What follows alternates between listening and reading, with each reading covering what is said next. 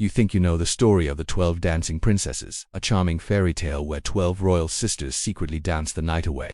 Many of us first heard it as a whimsical bedtime story, filled with silken gowns, glittering shoes, and a harmless mystery solved by a clever suitor. But what if I told you this tale is not merely about music, laughter, and stolen hours of joy? What if behind the graceful steps and enchanted floors, there lies an ancient riddle, one that has haunted storytellers, historians, and archaeologists for centuries? Hidden beneath the polished surface of this children's tale is a shadowy myth that stretches back thousands of years. The mystery of the princesses may not be about simple disobedience, but rather about rituals, hidden pathways, and forbidden journeys to realms beyond our understanding. For over 400 years, this tale has lingered, guarding a secret that whispers of ancient cults, forgotten gods, and doors to other worlds. Once upon a time, in a grand kingdom surrounded by tall forests and rivers that shimmered like silver, there lived a powerful king. He had 12 daughters, each more beautiful than the last, and together they were the pride of the realm. Their days were filled with laughter, embroidery, and music within the castle walls. Yet when the sun went down, a strange mystery emerged. Every morning when the king entered their chamber, he found their shoes worn through, as though the girls had danced all night. The palace cobblers worked tirelessly to repair and replace them, but by dawn the slippers were always in tatters again. Confused and angered, the king demanded answers, but his daughters only smiled innocently and offered no explanation. Determined to uncover the truth, the king issued a decree. Any man who could discover where the princesses went each night would win the hand of one of them and inherit half the kingdom. However, if he failed, his punishment would be death.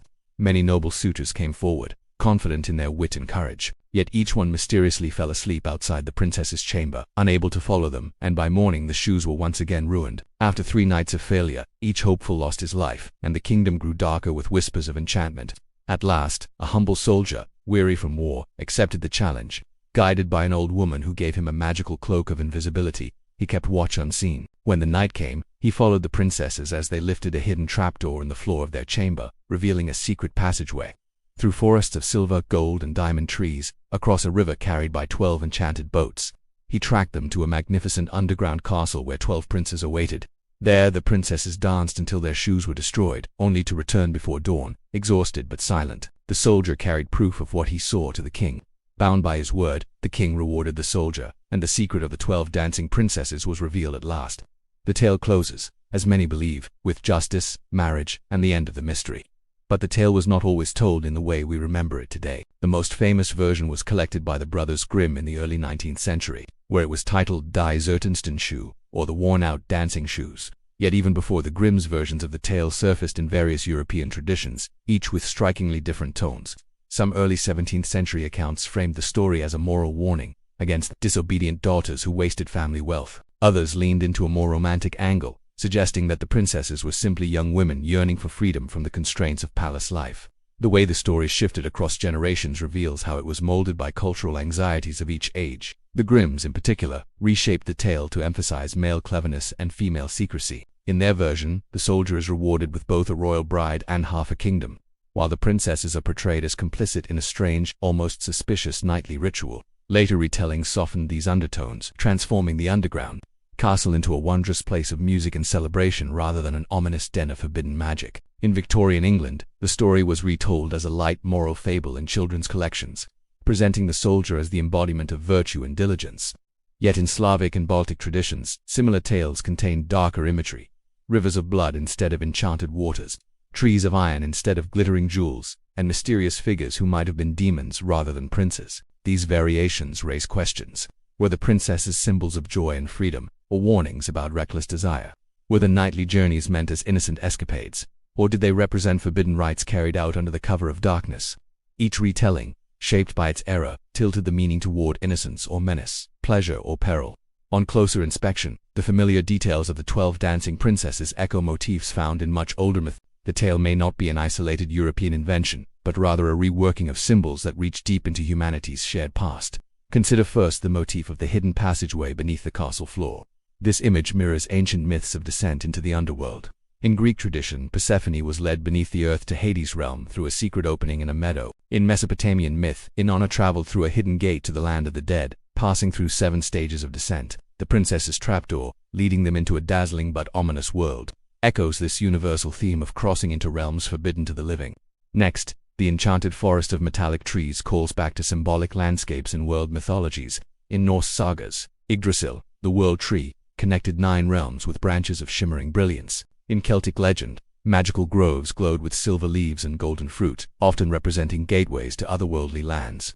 The trees of silver, gold, and diamond in the princess's journey may be more than pretty decorations. They may represent stages of initiation, each forest marking a deeper step into sacred mystery. Then there are the 12 boats with 12 princes, waiting patiently to carry the princesses across dark waters. Across cultures, rivers serve as thresholds between the world of the living and the dead. The Greek river Styx ferried souls to Hades, while Egyptian mythology speaks of Ra's solar bark, carrying him across the waters of night, to be reborn at dawn. The image of 12 sisters crossing nightly waters hints at ritual reenactments of passage between mortality and immortality. Could it be that the 12 princesses were not simply rebellious daughters, but ritual figures symbolizing souls in transition, or perhaps priestesses participating in ancient nocturnal ceremonies? The story may preserve fragments of old religious rites, where dance was not entertainment but a sacred act, echoing with the rhythms of life, death, and rebirth.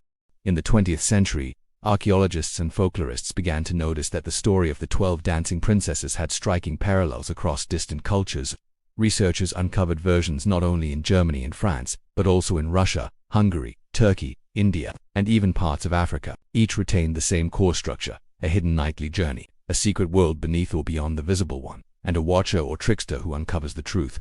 In 1937, Hungarian folklorist Laszlo Arni collected a tale nearly identical to the grim version, except that the sisters descended into caverns where horned guardians offered them goblets of fire. Around the same time, Indian scholars pointed to a Sanskrit tale in which royal maidens traveled nightly to a golden city beneath a sacred river. The echoes were undeniable.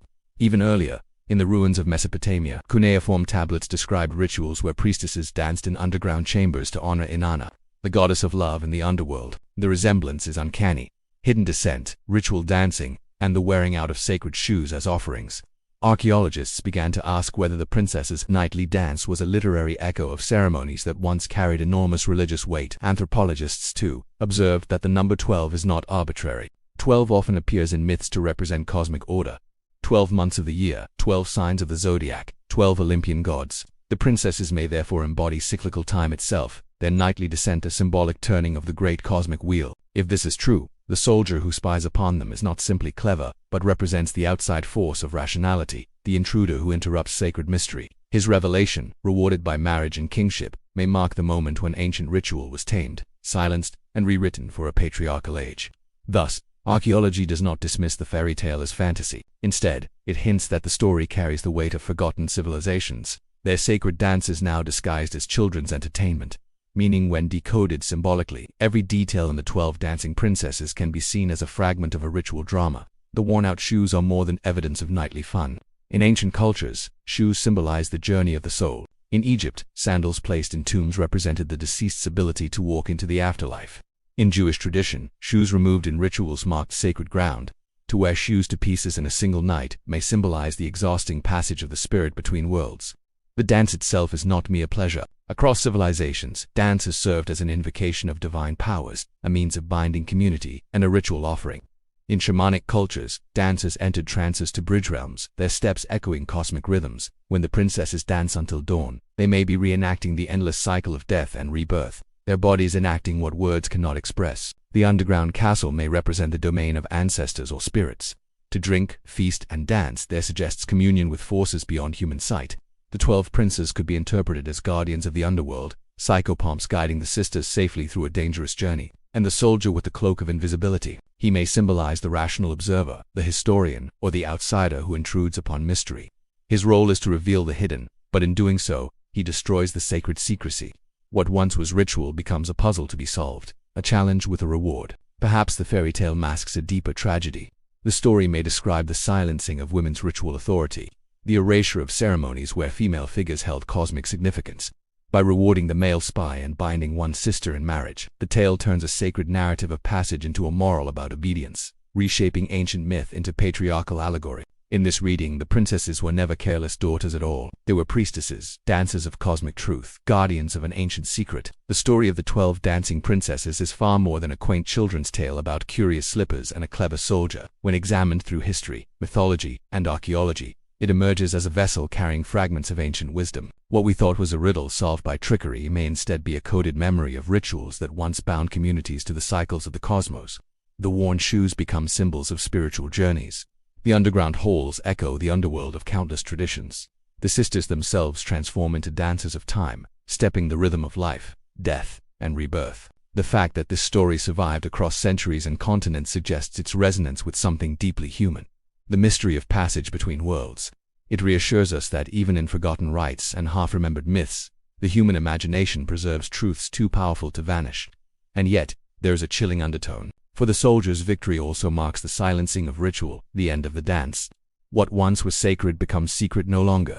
Perhaps that is why the tale still stirs unease, because it records the very moment when mystery was captured and caged by rational eyes. So the next time you hear the charming tale of the 12 dancing princesses, remember that behind its sparkle lies a shadow. It is not only a fairy tale, but the convergence of myth, archaeology, and forgotten faith. It is the story of a journey between worlds, and of the secrets that sleep beneath our feet, waiting to be danced into life once more.